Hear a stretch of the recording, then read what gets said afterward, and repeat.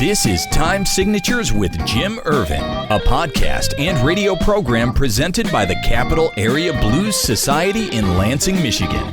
Driving up and down these Michigan roads, yeah. And now, here he is, your host, Jim Ervin. Baby, I'm home.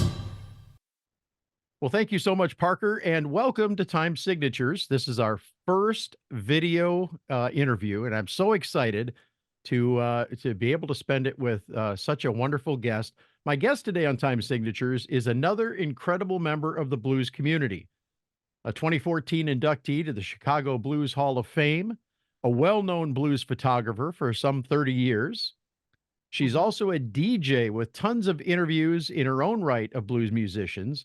And now let's add author to the list of credits to this young lady. She's currently located in London, England, and we are recording this episode on Sunday. Now, if you happen to visit the Eel Pie Museum in Twickenham, London, you're likely to see her work there as it's on permanent display. And by the way, she volunteers there as well. Jennifer Noble, it's a pleasure to welcome you to Time Signatures. How are you? Thank you for having me, especially on the first show. How exciting. I feel honored. It's really exciting to be able to do this on the video side. This is something that I've been working on. We're in our second season, and it was just about a year ago that we started recording the very first episode. So Yeah. it's kind of exciting to see where we've come and where we're going, because there's a lot more stuff we're going to be doing. We're going to be doing a lot of mobile, out in the field, going to different events and blues events. So I'm excited about that. Yeah. Go on. There's a ton to discuss here with you today, Jennifer. So as my first guest on the video side of this podcast, a very warm welcome, of course. Tell me about your baptism into the blues. Where did it all begin for you? Well, yeah, this is something I talk about in the book because my publisher said, you got to tell them all about you. And I went, oh, no, because it goes back so long. What happened is I just happened to live in the same town as Muddy Waters because he left Chicago. He moved out to the western suburbs, in the same western suburbs that I lived in. And so the very first live blues I saw, Muddy Waters we used to have a festival called Powwow Days, but now they call it the Taste of Westmont. And Muddy had a 1 amp and a guitar, and it was like 2 blocks from his house. And it was held in a small baseball field back then next to the library. And he just started playing. And the blues and his music struck me like lightning. I was like, wow, this is the greatest music I've ever heard. And I was probably about 15, 16 in the mid 70s there.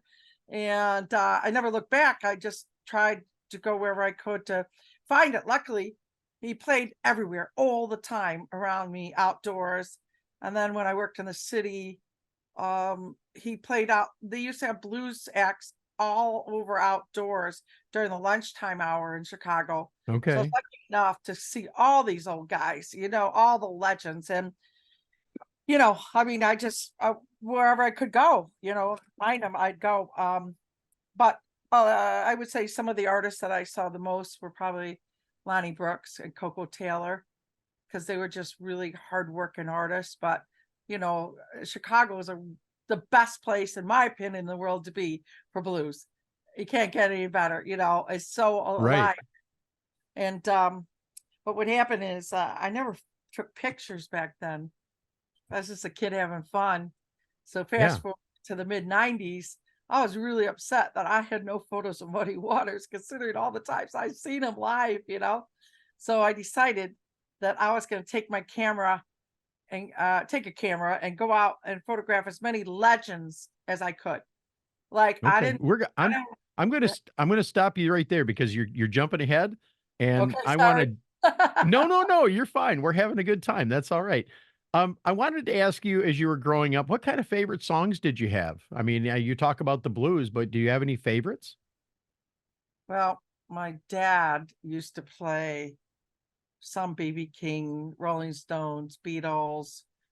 It was kind of my dad's music. My mom was more into show tunes. I would say it was my friends too. But like you said, when you have muddy waters in your backyard, you got the blues. You got the blues Yeah, surrounding. absolutely. And he was a hardworking guy. He had a lot of kids to feed, a lot of mouths to feed, and and so it wasn't difficult to find the blues and keep it around. So yeah, when I was little, my dad he just played records, but not a lot of blues, but some. But Okay. I would say it So just kind of did you ever pick up an instrument yourself? Well, I wanted to play the flute. My mother said, "No, your dad's got an old clarinet. Play that clarinet." Of course, when we took it to school, they said, "This thing's a piece of junk. You got to buy her another one." And I still kind of crushed because I never really want to play the clarinet. And I played it from 5th grade to sophomore year, but Okay. I wasn't that interested in it. I think if I could play something really well, I'd like to play harmonica. I'm a big harmonica fan. So Okay. if I could choose to play something today. And I always wanted to learn piano.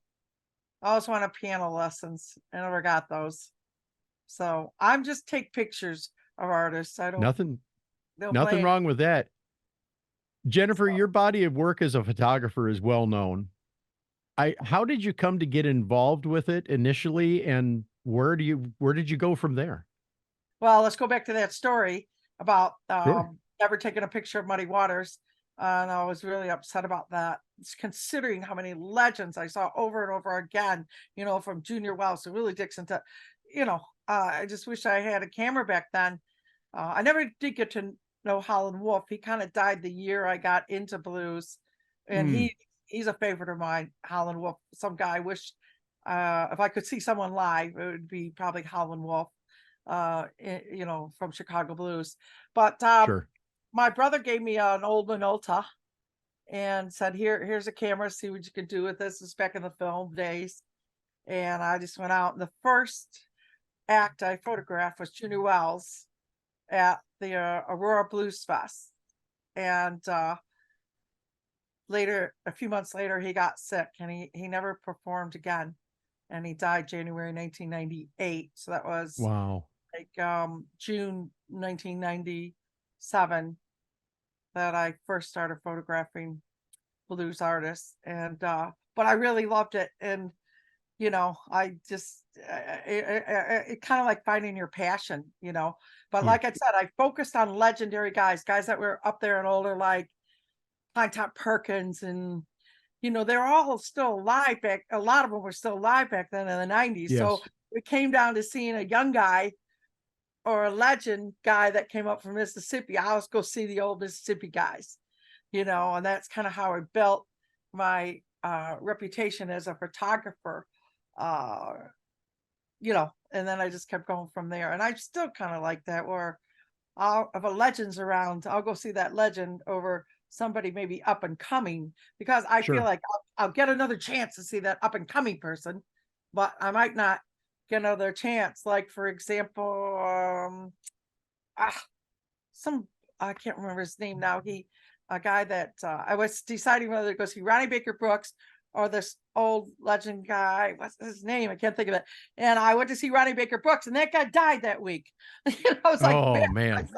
because I went to see the young Ronnie Baker Brooks, who's fantastic, but I missed photographing the guy. I'll think of his name anyway. And so so I'm still kind of like that.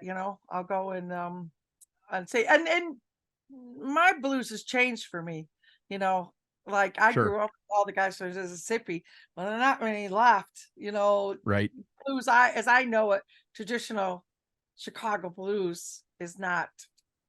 It's still, there's still blues out there, good blues in Chicago, but those guys that I grew up with, they're all gone.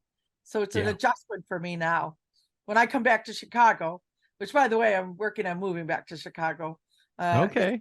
It's a lot of logistics. I just bought a place when I was home in December, so Okay. coming back because I miss the blues. I miss the blues in Chicago, and then in Chicago, probably just like you have in Lansing, we have a strong community there. It's a community. It's a blues community, Yes. And I'm also director of photography for Chicago Blues Guide. And we started that, Linda Kane, my editor, and I started in 2008. And since 2008, we've been promoting blues in Chicago, artists coming through Chicago, Very cool. So, and then I used to supply pretty much all the photos, but she's grown. She has other photographers now. Yeah, it's still recognized by the mayor's office as a place to turn to find blues if you're coming to Chicago, which is pretty What a cool. wonderful resource. I have to ask you about your book, 50 Women in the Blues. Okay. Mm. This is an amazing historic retrospective on some of the biggest names in the blues. And they aren't men, are they? Talk about that for a minute. Well, what happened is this London publisher here, that was in Twickenham here, she called me into her office, said we should do something with your photos because they're really cool and amazing and I like them. And so when I went to her office, she says, well, what kind of book should we do? I'm like, because it wasn't never in my realm of thought that I would do a book. I never said to myself, I want to do a book. But she said, I said, I don't know, Chicago blues? I'm from Chicago, And she goes, well, what about women in blues? And because she's a big supporter of women in arts and Sure. has a lot of books. And I said, okay, well, we looked it up, we Googled, and there was no book out there about contemporary women in blues. There's no book put together with just women blues, women now out there singing the blues. She goes, how about that? And I said, well, okay, because I'm a supporter of women. I was like, women need, there's not enough women in the blues, and Right. they could almost use more support, which is kind of, in a lot of things, not enough women. Okay. So then I had the thought that, well, how am I going to do this? Because it had to be my photographs, you see. It was supposed to be about my photographs. Yes. So Yes. there's a whole bunch of women that I wanted to put in my book, but I hadn't photographed them. But I still kind of asked them, I still asked these women, some women, and I got photographs from a couple photographs in there because I didn't think mine were good enough. Just a couple. I asked other photographers like Joseph Rosen, who's I hope I'm pronouncing his last name right, Rosen. And there's a photograph in there from Laura Carboni. Everyone knows her. Yeah. Sure. But anyway, and one of my goals of the book was to be as diverse as I could, because it's easy to just put all women singers in there. But I'm like, no, I got to have diversity. And I tried as hard as I could, but I didn't get a drummer. I wanted a drummer, Cheryl Youngblood, whose t-shirt I'm wearing today. Sure. She's hot as a pistol on the Chicago blues scene and starting to travel the world. She just got back from Mumbai, India. She got back to me just a little bit too late, and I'm like, oh, I wanted you in my book so bad, but you didn't get back to me by the time we went to press. And also, my book was only supposed to be 200 pages, and it's 240. And I'm like, well, because it says 50 women in the blues. And I'm like, who's going to count? Can we just have some more? Nobody cares how many we have. She goes, no, Jen. She goes, you wanted this book in color because you wanted black and white. I'm like, yeah, I wouldn't have done it black and white. She goes, it's expensive. Quit adding women. She's like, gotta cut it off.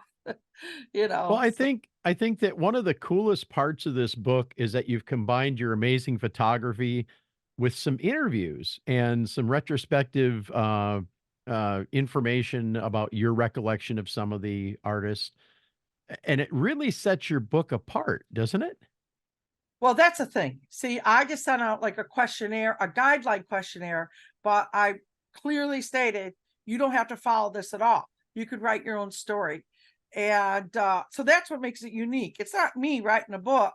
It's all these women in their own words telling their story about their journey through the blues, which is cool, which kind of makes it timeless because women, because say you're thinking about singing the blues and you're not sure, or any genre of music, doesn't even matter. Sure. Well, there's so many different perspectives and points of view from coming from all these different women that, and it doesn't even matter if you're even a man, because it's how they got into the blues. So I think it's could be very inspirational to a lot of people. And even if people are in the blues singing, maybe they would be inspired to keep going after reading these women's journeys, don't you think? Absolutely. Yeah. And when you look at the blues, primarily you hear about the men. You don't hear as much about Sister Rosetta Tharpe and some of the other big names, um, unless you talk to one of the big blues guys and they talk about these women that were so intricately involved. But I wanted to ask you, what led you to dedicate 50 Women in the Blues to Coco Taylor? Because I still believe to this day she's the queen of the blues. I mean, you when I travel the world seeing the blues, I go to festivals in Europe, and I live the blues life, and Sure. everywhere I go, Coco Taylor is the number one inspiration to so many women that sing the blues out there. Her name will come up time and time again. And also, I grew up with her. I mean, I saw Coco Taylor from, the late 70s till the day she died. She was the woman that I saw the most. So it's hard for me, like all other women, I kind of, want to hear them sing Coco Taylor like it, but very few can do it because Right. she used to sing from the gut, as uh what's her name, Bonnie Lee, Delmark recording Okay. Lee used to say, uh Coco Taylor don't sing from the gut like I do, and she that's what my point is like, a lot of people kind of scream, or they don't, it doesn't come deep from Right. within, Right. like Coco Taylor. If you listen to her kind of wails that she does and everything, and she, to me, she lived for the blues, and she was happiest on stage. You could see her, like I've seen this a couple times. Older blues woman, she'd be nodding off to the side as soon as it was her turn to get on stage. She'd get up there and she'd just kill it, and you know. But I mean, she dedicated her whole life to the blues, and we are just so lucky to have her in Chicago. And she worked tirelessly. She, traveled the world nonstop and never stopped, you Sure. know, working till the day that she died. And I'm just so grateful. Like I Well, said, it's hard for me to get her out of my head and not want other women to sing like her. I'm like, Jen, not everyone's gonna sing like Coco Taylor. And I keep having to talk to myself and go, why not? Why can't they all sing like Coco Taylor? you know? well, Blues Matter magazine said this about 50 Women. This is not just another coffee table book. It is a must read for all blues aficionados. That's pretty heavy praise, wouldn't you agree? Yeah. Yeah. Thank God for them. I mean, I did get many, many great reviews. The crazy thing is that my book came out just before the pandemic hit. Like literally November 2019. It didn't even hit Chicago because it has to come across the ocean. It's printed here for Sure. 6 more months. So here it is, full blown pandemic time. I had interviews in France, the Canary Islands, in person when I was going to sell my book, and everything had to be canceled because nobody could take the risk because you couldn't travel, Right. So I'm really grateful that for you to still recognize this book, because I don't think it got the attention that it deserved. I think it deserves more attention. And like I have had very few in-person promotions, and I've got some amazing write-ups and some radio interviews, thankful. But I'm so thankful that you're keeping it alive, let's say, this book, because I think it's a really cool, unique book. I'm I grateful. I would agree with you, and I've enjoyed every bit of it as I've read through One of the first things that I noticed as I read through it, though, was your photographic style. Um, I humbly noted that our styles are similar, but imagine my delight when you told me basically the same thing when I sent you the link to my photography page, because I also am a professional photographer and I love shooting blues concerts, but I really enjoy the fly on the wall, catch it as it happens style of shooting. Talk about your style for just a little bit. Wow. Um, it's funny. I always like to do close-ups because that's the way actually my editor at Chicago Blues Guide likes them. But to be on album covers, for instance, there's always a dream of mine to be on the front of an alligator artist. I've been on Delmark, a few others, and printed in loads of magazines, but I wanted to always be an alligator. That's my hometown giant label. Sure. The most well-known label probably around the world. And Bruce Igler used to tell me, "You shoot too close up. You can't use your photographs the way you shoot." So then I thought, well, all right, Mr. Igler, I'll try to back off my lens a little bit and shoot more, because he says in magazines there's cropping going on, but no, that's not so much true anymore. Printing has changed. Now Yes. everybody just prints JPEGs.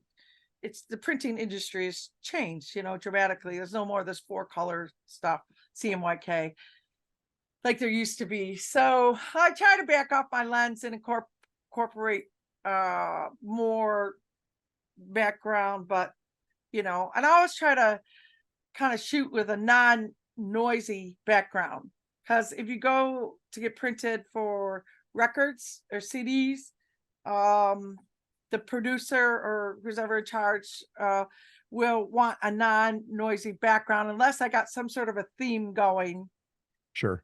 with that. But if they, because I'm on these lists, to email my photos and see what I got.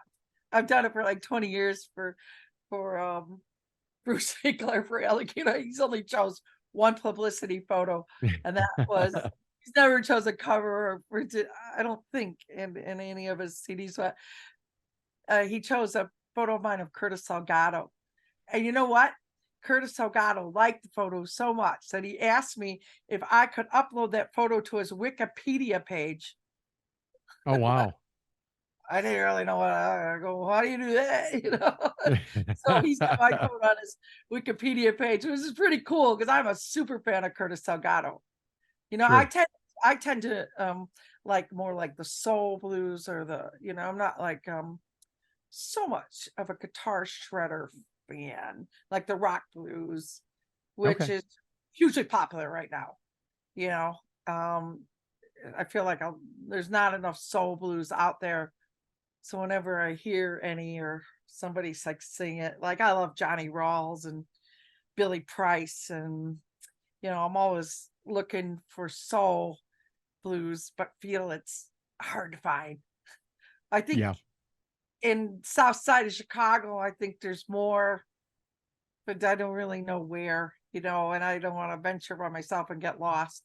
Chicago could be, at night sometimes. Yeah. You don't want to end up in the wrong neighborhood. It's a rough and tumble city, but one I love. So, but anyway, Absolutely. but anyway, what's nice about this book is you can open it to any page and just start reading about any artist. You don't have to read it from cover to cover, back to front. But Right. I also want to give a shout out. I kind of took some notes here that some of the women that have been nominated year after year since I wrote this book, so many women in my book have been nominated for Blues Music Awards.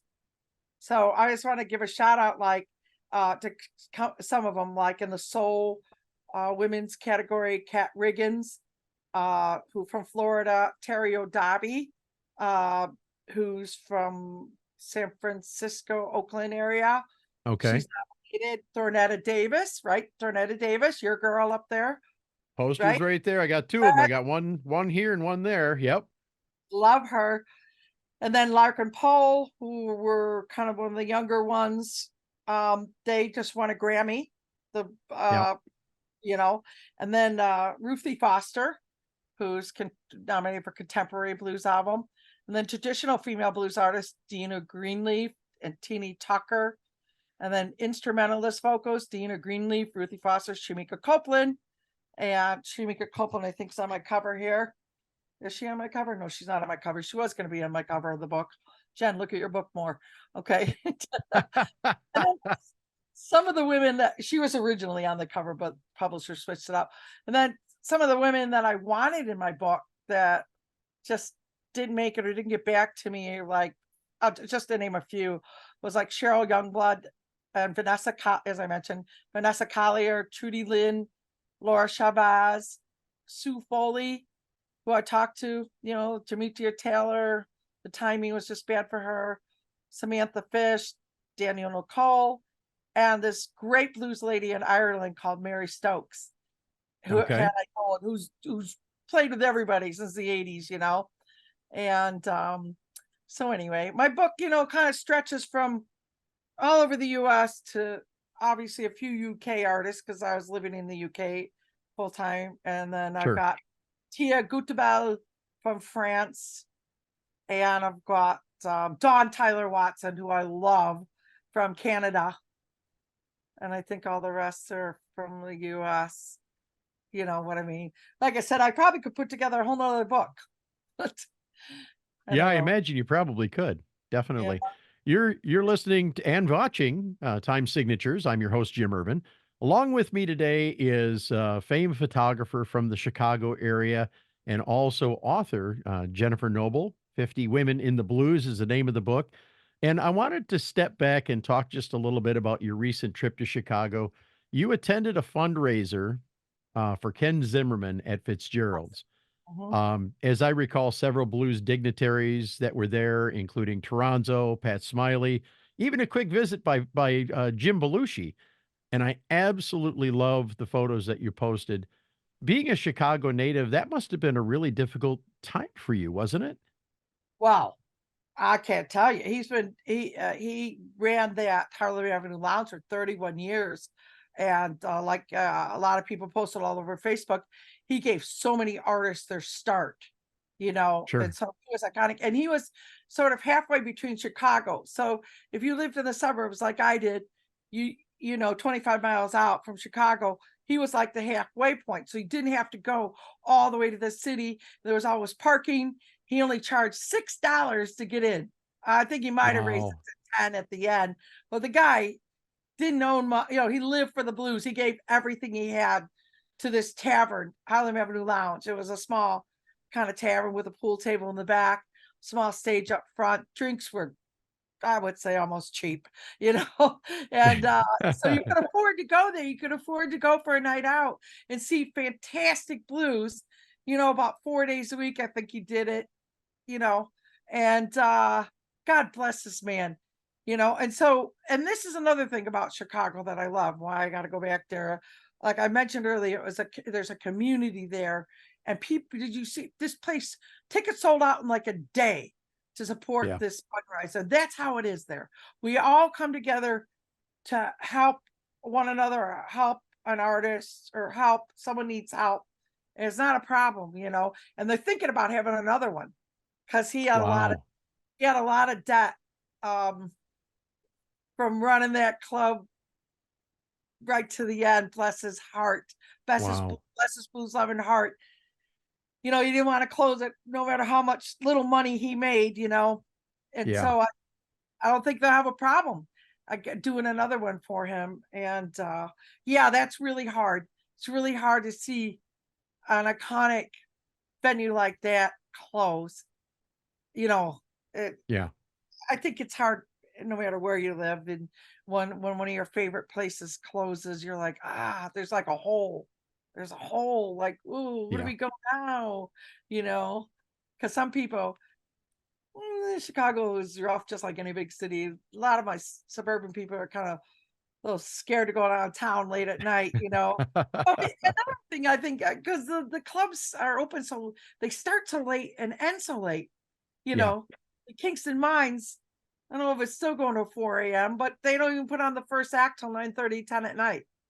And so when you have to drive down the highway stretch to go home to the burbs that late at night, that's when all the crazies come out, the racers, the criminals stealing the cars, and they're all racing down the Yeah. highway right along with you. And they're like, so people aren't, a little bit more cautious about going to the city. So he was there. He booked those blues, and Bless Fitzgerald's. That's another one of our clubs that held the fundraiser. The guy who bought Fitzgerald's, today is his birthday. He's carrying the flame, trying to keep the blues alive there. And he is only about 2 miles. He is only about 2 miles from the Harlem Avenue Lounge. William Duncan. Today's William Duncan. He's a young man, but he's taking names and kicking butt with that Fitzgerald's Hot as a Pistol place.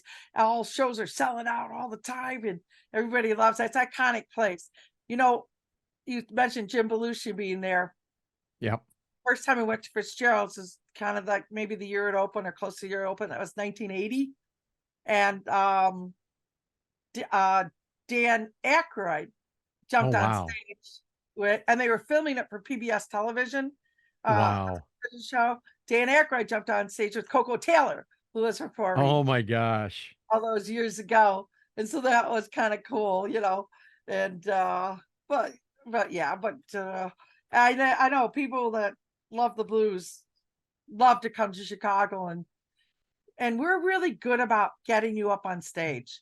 If you come to Chicago, and especially if you're another blues artist, say you got a guy coming down from Lansing, all you got to do is go up and ask a musician and say, "Can I come up and play a couple tunes with you?" But I've already been told by several people, if you do that, you better not be half-assing it. You better be doing it for real. Well, see how they get around that? They always play a classic tune that everybody knows. Yep.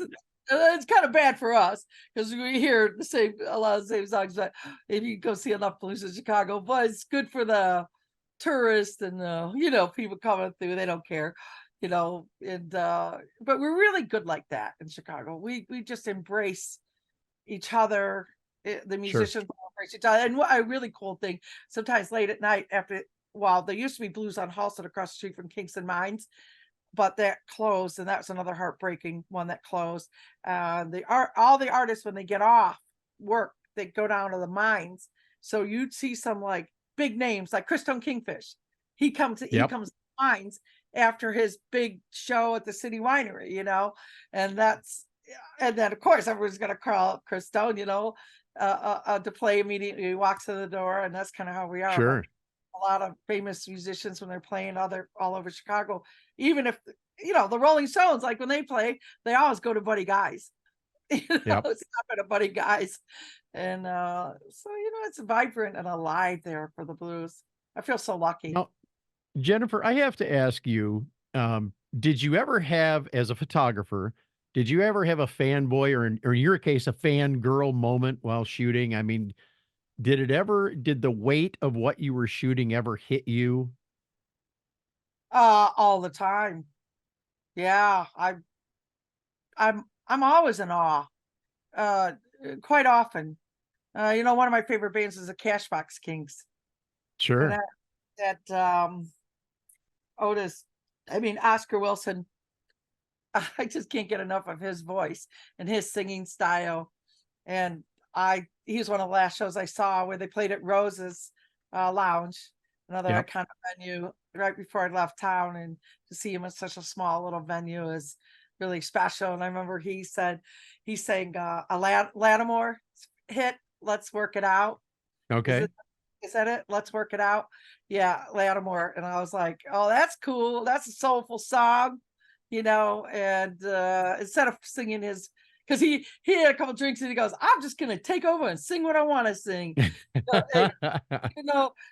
have a few albums out on Alligator Records. He goes, and he started singing some soul tunes and some good stuff. I'm like, yeah, you go, Oscar. Yeah, I've had lots of moments, because I love the blues so much. Brings me to tears. One of my favorites is Mavis Staples, of course, Sure. who is on the cover of my book. I wanted more of an in-depth interview with her, but I tried everything under my power. And I even put notes because I'd be in the photo pit, like when I see her in London, I wrote up a big card and put it right on stage at her feet saying, would you please be in this book and give me more? Couldn't never happen. That was a heartbreaker because Yeah. Mavis. I mean, Mavis always brings me to tears. I'm always in the photo pit right by her. I'm like, I love you, Mavis, because I love you too. I was like, Well, yeah, one more moment that I no, had that was go ahead, please. really big for me. Several years ago, I'm a big Otis Clay fan. Was a Okay. big Otis Clay fan, and UV Hayes is in my book, and he was good friends with UV Hayes, who is from St. Louis, and her husband is Bernie Hayes, who's a 50+ year DJ, by the way. Bernie Hayes, look them up. And Take Me, oh my God, what's the song? Take Me to Heaven. Oh, Jesus, I should have wrote this down. But one year in the Chicago Blues Fest, it was about 2012, maybe 13. They got up and sang one of my favorite songs. I shouldn't have brought it up because let me see. Hold on. Let me see if I can. Oh, No, wait, you're can fine. you see me? Can you see me still? Yeah, I see you. Okay, good. Because I'm kind of She's cheating. She's looking on her computer to look something I up. know because the And song we're was doing it live. I know. Is that bad? Is that bad? No, you're fine. Yeah. So there's a song that they sang, and it was on stage at the Chicago Blues Fest, which, when you're in the front row at Chicago Blues Fest and you turn around and you look back as far as you can see, it's a moment. You have quite a few moments, and I'm always grateful for that photo pass. And I've had that photo pass since the late 90s. Wow. I've had that photo pass since the late 90s, and I don't take it for granted for a minute. See, in my very first photo pass was last September. I got to shoot Night Ranger. They were the headliner for a private party called Bailey Fest down in Jackson, Michigan. And some friends of mine are a part of a band called Brother Earth. It's three people that toured extensively with Rare Earth back in over Oh, the last 30 years. And they gave me the first three songs, and they told the security guy told my husband as he was standing outside of the pit, if he doesn't come out of there at the end of the third, we're going to go and drag him out. And that was my first professional press pass, but I understood the respect that was given to me in that opportunity. And so when I had a chance to go and shoot Joe Bonamassa a couple of months later over at the Fox Theater in Detroit, which his photo hangs up here. You can't see it probably from the angle that the camera is right now. Yeah, the edge of it is over there just to the left of the time signature sign, but you can see the little press pass sticker that I've got up there. It's a sticker of Homer Simpson, and that's the design that's what they used for the press passes that night. But I remember being taken up to the front of the stage. I was allowed 15 feet off the stage, left or right, not center, because I couldn't be around people and blocking their view, of course. And I remember seeing Joe walk out on stage, and the goosebumps just come that tall off my arm. And from the first time, the first note that he hit on that guitar, I was like, I'm actually doing this. And it how was about that? such a cool experience, such an out of body experience, if you will, to be able to shoot those first three songs. And it's a memory that I'll treasure for the rest of my life. Yeah. Steal Away to the Hideaway. That was a song. Take a See, I note of that. gave you a little time. Google Steal Away to the Hideaway, UV Hayes and Otis Clay. That was a moment Okay. I'll never forget.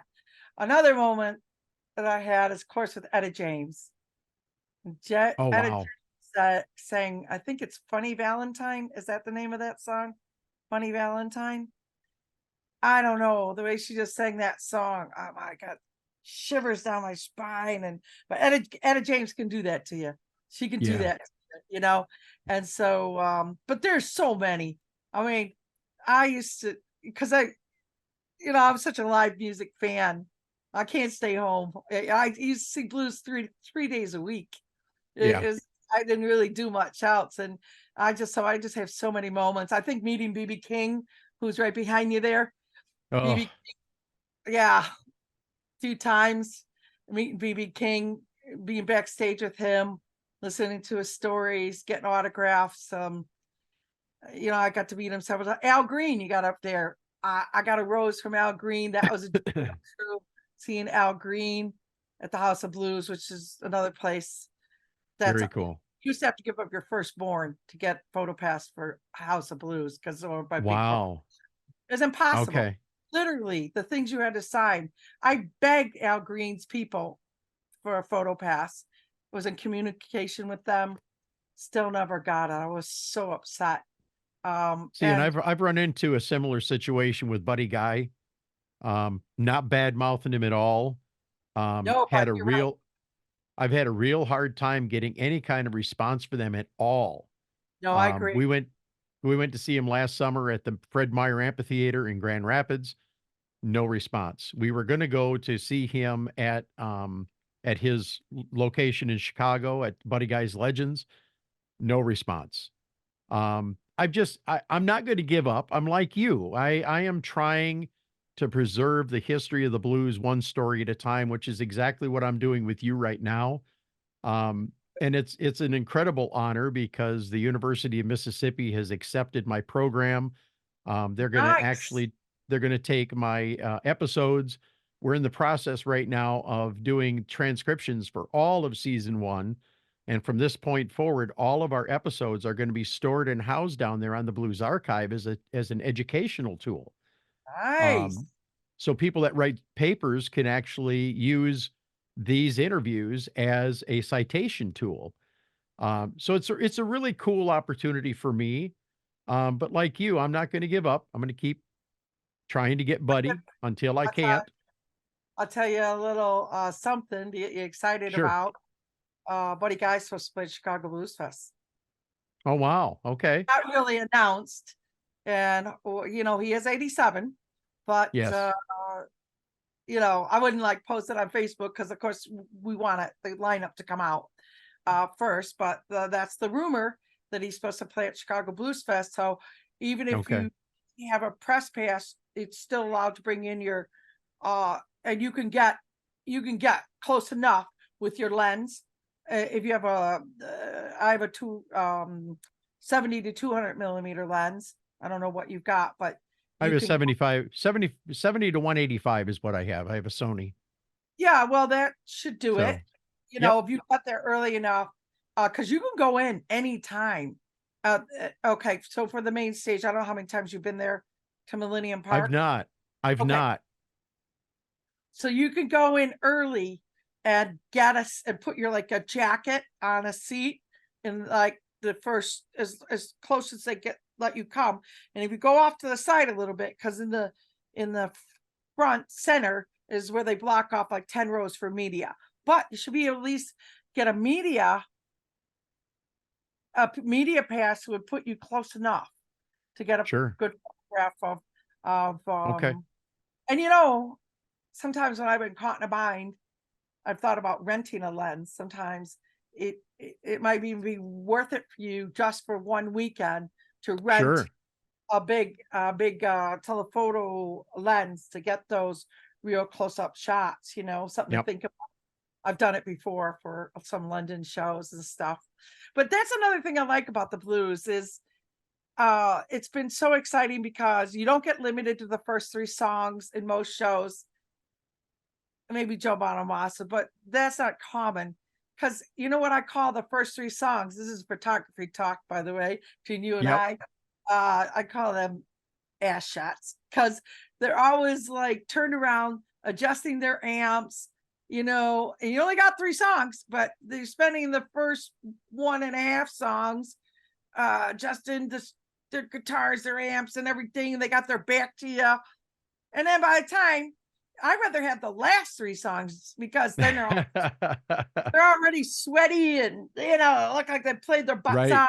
And this first 3 song thing comes from the 1980s and is so out of date. And it's maddening that they still have this rule in place because who cares? Well, to Joe's credit, okay, and I'm trying to get him on here, so I definitely want to speak. I'm going to speak honestly, but I'm going to speak well of him. From start to finish, this man put on, he calls his concerts a 2-hour escape from reality. It was non-stop entertainment. He Yeah. busted his tail. He was on the right side. He was on the left side. He was center stage. I didn't see him go back and tweak amps or play with his guitar. He was out there jamming. He was out there doing Yeah. it. And I was really fortunate that I got some great shots with him. And of course, he brought one of our local legends, Larry McRae, out on stage for a Oh, song. I love Larry. Larry is such a cool guy. I put Larry up in his band twice here in London in my home. Did you really? One time I wasn't even here. I said, well, the keys under the mat. Just let yourself in. Because I was at a show and I said they were going to put him in a cheap motel near the airport, and I'm 5 Sure. miles. Heathrow, 1 bus ride. And I go, Larry, why don't you and the band come stay with me? I can put you guys up. And we had an absolute ball. He stayed, I don't know if the second time I think he stayed, I don't know, maybe he stayed 3 times now because we've had jam sessions. I have a video on YouTube of him singing Soul Shine in my living room. Oh, wow. I know. It was a moment. Wow. It was a moment. Now, this guy hanging over here behind me, Freddie Cunningham, does Soul Shine as well with Root Doctor when he had the Root Doctor band, but they just retired a couple years ago. And I didn't realize that it was, Larry had used that as one of his trademarks for so many years, but he sure did. Yeah. I like it way better the way Larry does it than Warren Haynes. Oh yeah. Yeah. Hey, It just we are coming close to the end here, but I got a few more questions that I have to ask you. Okay, This is going to be a couple. No. I'm having a blast. I don't know about you, but I mean, we've been at this almost 45 minutes and we're just rocking and rolling and having a good time. Yeah. But Yeah. I got a couple rapid fire questions for you. Top of the mind, favorite blues festival, hands down. One of my favorite. Your favorite. Well, the Chicago Blues Festival is my hometown festival, and it has more acts than any other blues festival I've ever attended. But I've attended some really great ones. The Lucerne Blues Festival in Switzerland, the Blues Heaven Festival in Frederikshavn, Denmark is a good one. But over here, but there's so many good. Europe really, really embraces the blues. And you could just travel all over Europe nonstop seeing blues. But the Chicago Blues Festival, that's my home, Okay. All right. I wouldn't miss it. I wouldn't know what to do. I would be really sad if one year I missed it. So far, though, over about 25 years straight. So very happy for that. What else you want to ask me? All right. Favorite blues musician of all time, male or female? Oh boy, that's tough. But I think 2 of my favorites from the old days, both gone now, Lonnie Brooks and Coco Taylor. I'd like to say, oh, that's so hard to pick. I've been so darn lucky to see just incredible, musicians. I mean, Buddy Guy's his January shows. I probably attended about 20 of those, Yeah, wow. His shows where you see him up close and personal. And I've been pretty darn lucky. I think Chicago Blues Guide has really helped because Linda Kane, my editor, has been able to get me press passes all over the world, and I've been, thankful, very thankful. Yeah.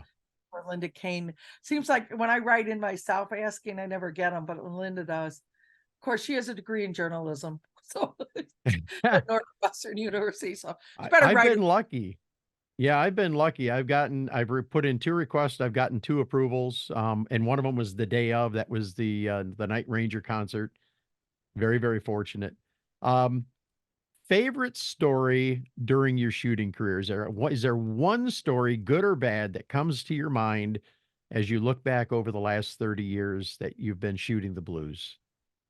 Like, what do you mean by story? Like Like, a favorite story, something that was really cool that happened, something that was, that was very dramatic, or something that was negative. Just your favorite story, something that pops into your head. I don't know. Like one of the last appearances at Otis Rush, who was a favorite of mine. Otis Rush, too, by the way. Oh, mind blowing performer. I remember being at Chicago Blues Fest, and it was one of his last appearances before he had a stroke. So it was a really important performance. It was pouring rain, which is not a good thing for photographers and their equipment. And everybody had left the festival except Oh, wow. a couple photographers who just trying to get a few shots. But eventually we had to give up that. I just remember thinking, God, here he is on the big stage. And this was moment to, because I'd photographed him in some of the clubs, but not on the big Sure. stage at Chicago Blues Fest. And after that he had the stroke and he never performed again. And I remember thinking, damn, why did they have to rain so hard that day? But like I said, that did you said moments? What were you asking me again? What was Yeah, the just question? a favorite story. I think that covered it. That Yeah, covered it. that UV Hayes and Otis Clay moment, Steal Away to the Hideaway. That was a moment too. So, and I've been on all the European blues cruises that my friend Lisa, who lives in Marseille, France, put on. So, and she brought over mostly Chicago artists because she put Toronto kind of in charge of that. Toronto Okay.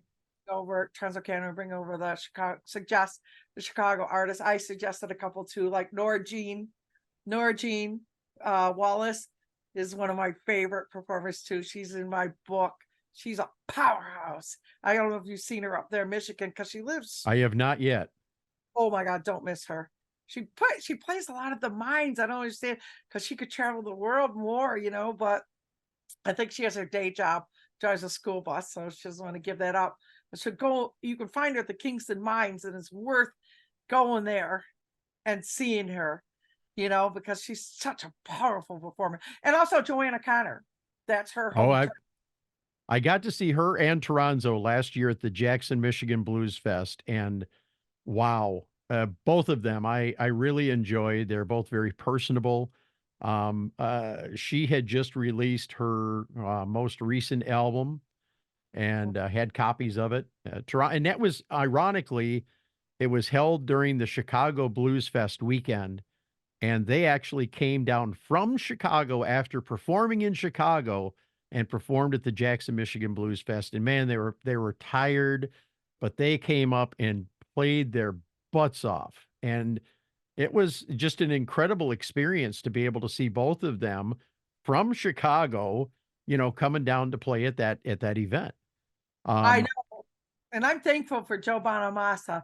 One of the things that he has done is go and take people like Joanna Connor and produce and an Larry, album and Larry McCrae and yes, because I remember Larry McCrae saying a bunch of times, I'm done, I can't do this no more. And then Joe Bonamassa makes this incredible album with him.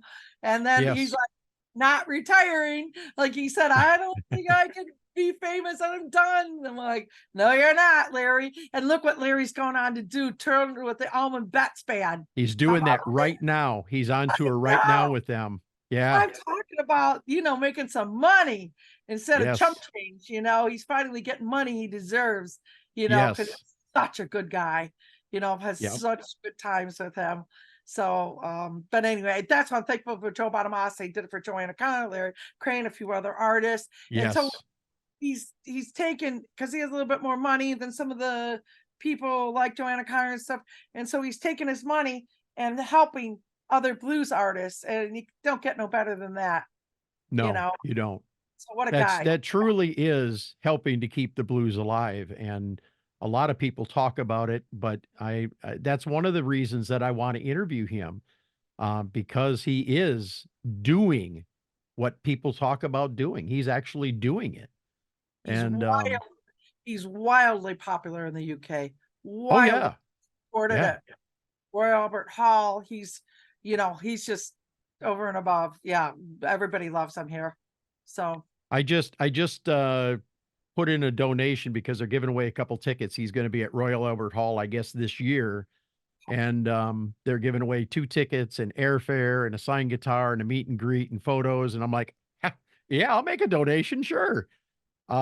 If for nothing else, I mean, if you look at my hat, there's a pin there and there's a pin there. Both of those are for keeping the blues alive. Those are his.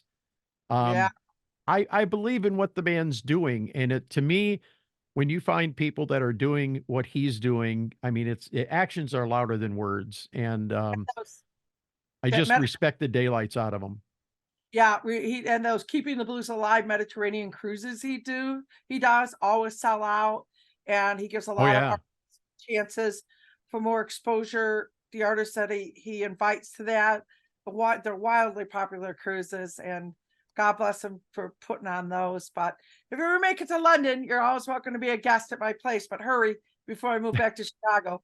I was telling people, Jennifer, come visit me. We got a guest room, but it is such an honor to have you on the show. If anybody wants to get a copy of this book, and I don't want to put you on the spot, but I'm going to ask you, can they get it signed and where would they get it? yeah, well, I'm very active on Facebook, so you could just message me on Facebook, or you could email me to my former DJ email, which is jukinjen, JUKINJENN @gmail.com. And I'd be happy to mail you a book. Sign it and I got mail it it. right here. I got it There right you here. go. And she did sign it. She did sign it right there to Garrett and I. And Yeah, yeah. So I can't tell you how much I'm enjoying the book and how much I've enjoyed our conversation this morning. Any other websites or Facebook pages that you want to promote out here for your well, book and for your business? I do have a 50 Women in the Blues Facebook page.